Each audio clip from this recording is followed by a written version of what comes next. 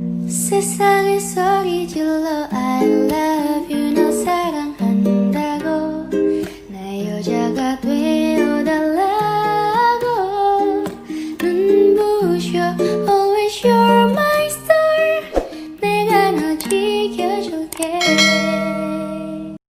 내가 너 지켜줄게 세상 Assalamualaikum warahmatullahi wabarakatuh. Welcome to our YouTube channel. Kali ini saya tidak ada dokter Dodonya. Jadi saya dengan Bunda Sanet. Hari ini saya akan bicarakan masalah kesehatan. Jadi fashionnya sementara belum dibicarakan lagi. Nah, hari ini saya kedatangan seorang guest, seorang tamu yang cukup spesial.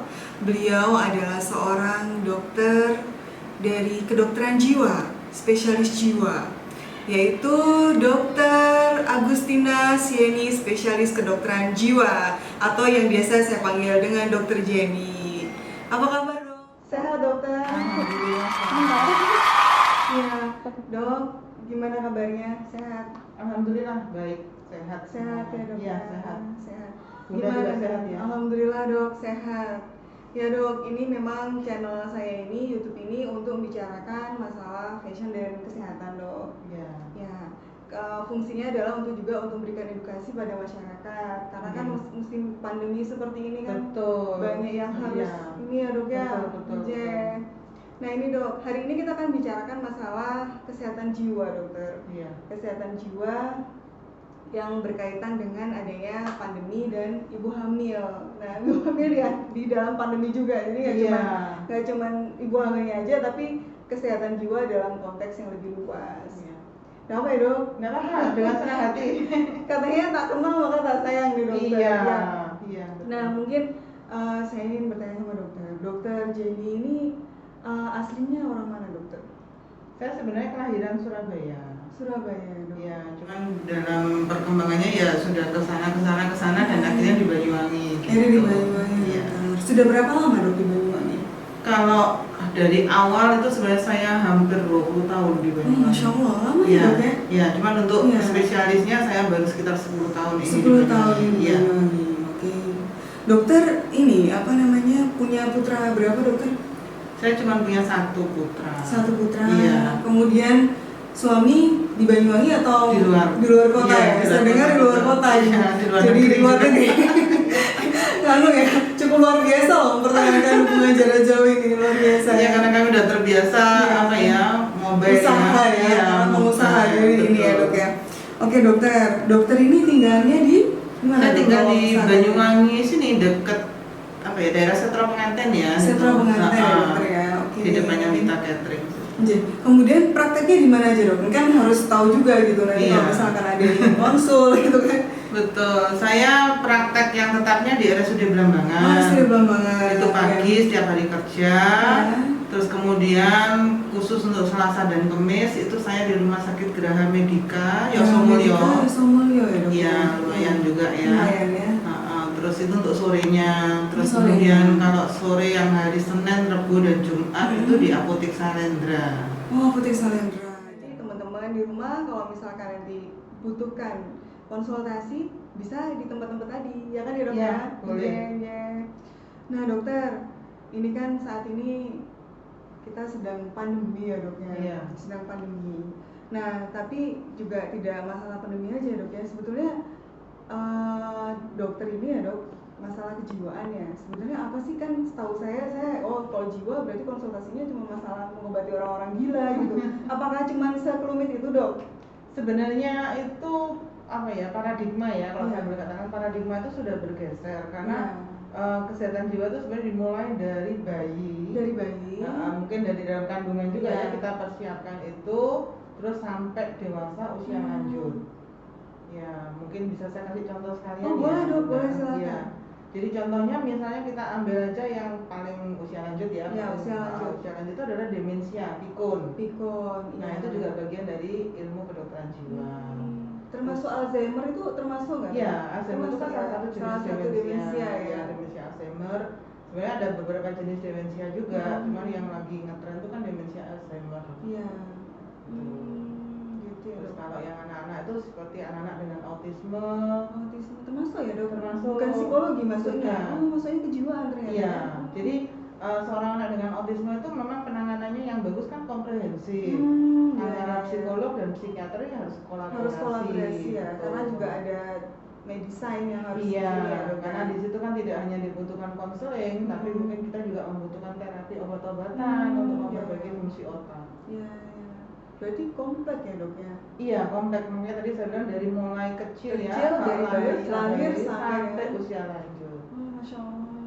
Berarti tapi kalau yang di Banyuwangi ini kebanyakan pasien yang datang ke dokter itu pasien seperti apa dok? Ini harus jadi kepo nih saya kan ya. Tapi kan bukan sebut nama ya dok, Iya. ya kebanyakan itu apa?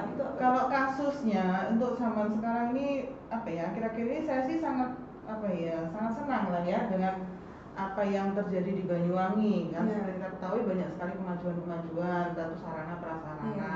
Nah, khusus untuk di bidang kesehatan jiwa, ini saya melihat masyarakat ini sudah mulai sadar bahwa mereka datang ke poli jiwa itu berarti mereka bukan hanya menderita gangguan jiwa berat yang gitu. tadi dikatakan gila Iya, ya. iya.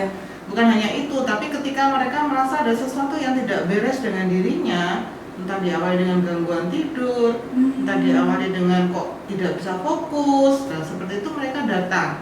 Nah ini bisa dilihat dari tren kunjungan kami di poli.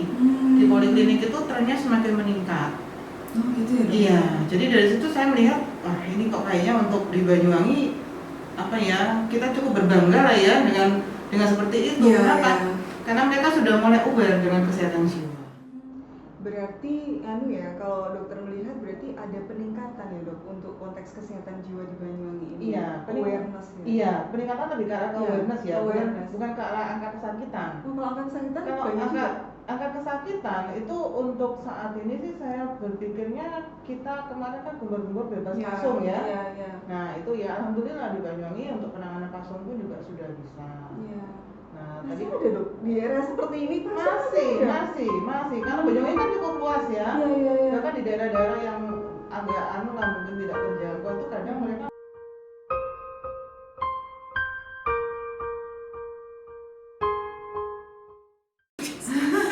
amazing ya. Ya maksudnya ya dulu pernah lihat film gitu kan, Iya. lihat berita gitu bahwa Iya. ternyata masih ada yang dipasung. Ternyata Betul. sampai detik ini di 2020 juga masih ada. Masih ada, tapi jumlahnya sudah jauh berkurang.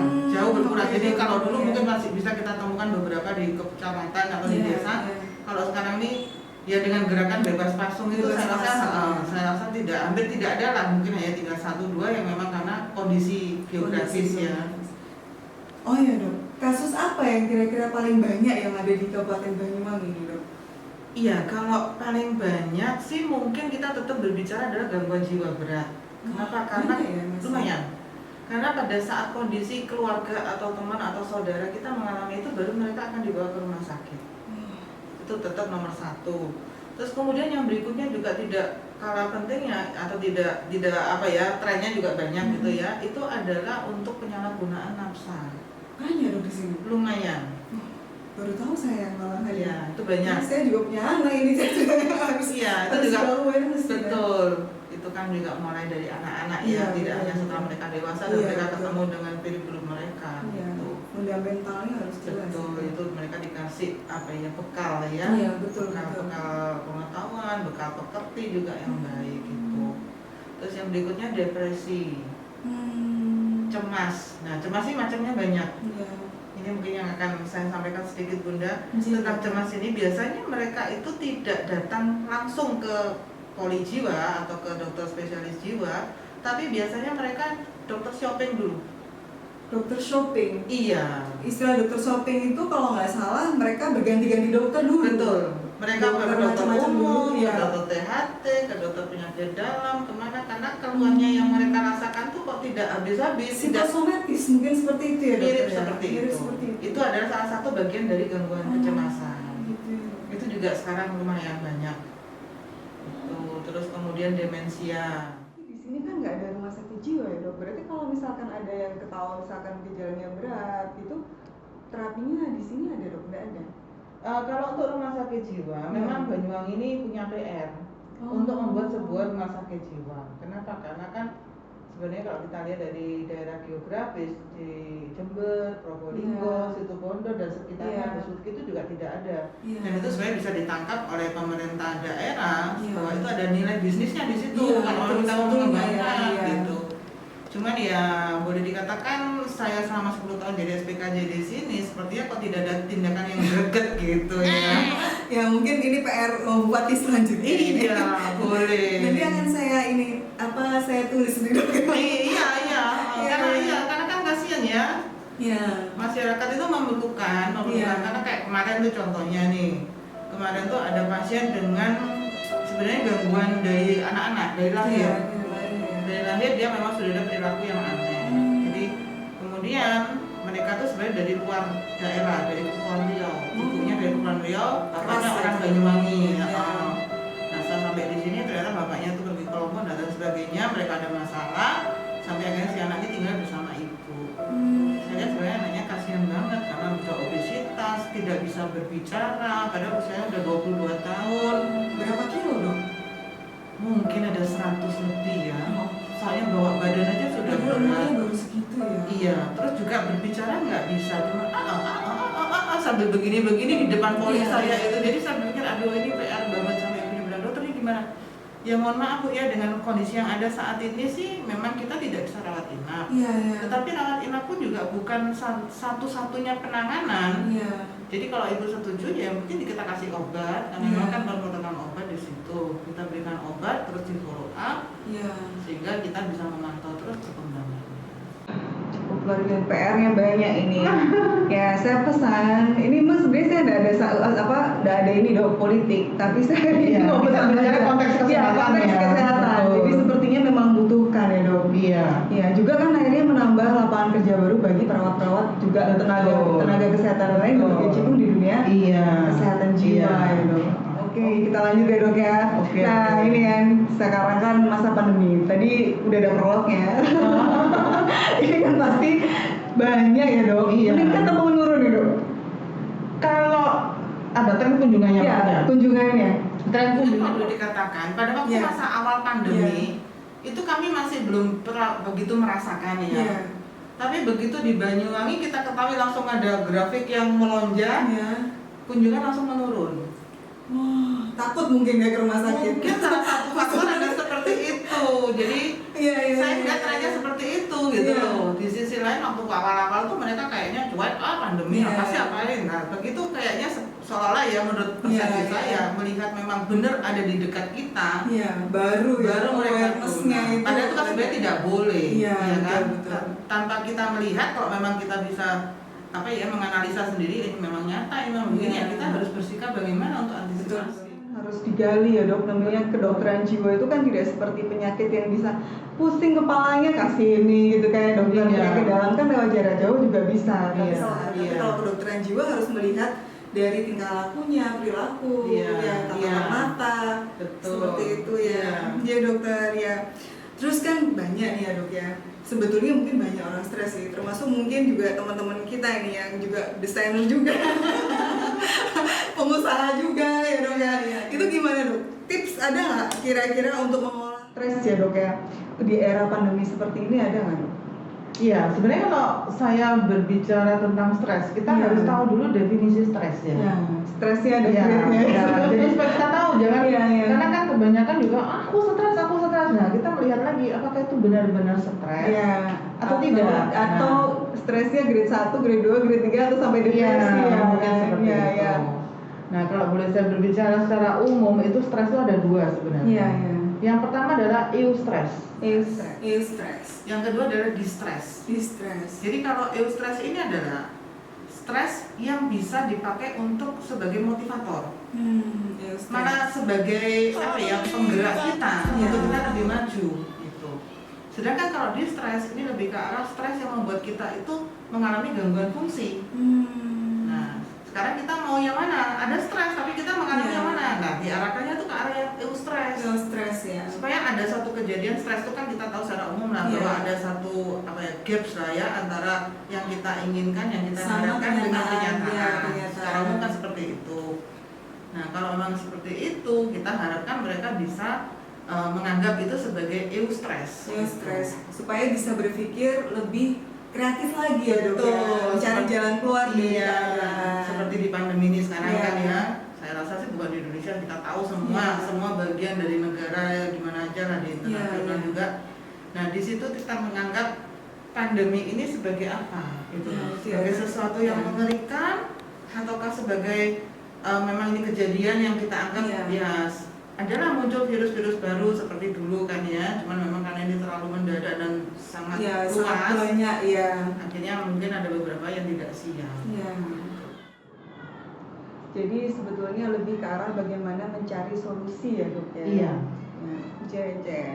Nah dok, terkait kan namanya stres itu kalau tadi sudah masuk ke distress ya dok, itu kan pasti menurunkan imunitas tubuh juga ya dok. Betul. Tipsnya supaya nggak sampai ke arah distress dok, apa ini dok? Iya, Untuk biar imun tubuhnya juga nggak turun gitu.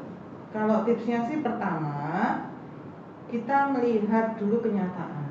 Iya. Ya, karena banyak orang yang mengalami distress itu adalah membayangkan atau memikirkan sesuatu yang belum terjadi. Contoh misalnya, saya langsung ambil contoh ya Iya, Bunda iya. ya. Apa, dokter? Jadi contohnya misalnya kayak pandemi ini. Iya. Ya, pandemi ini kita lihat misalnya pengusaha ya, kita ambil contoh pengusaha secara umum aja. Iya.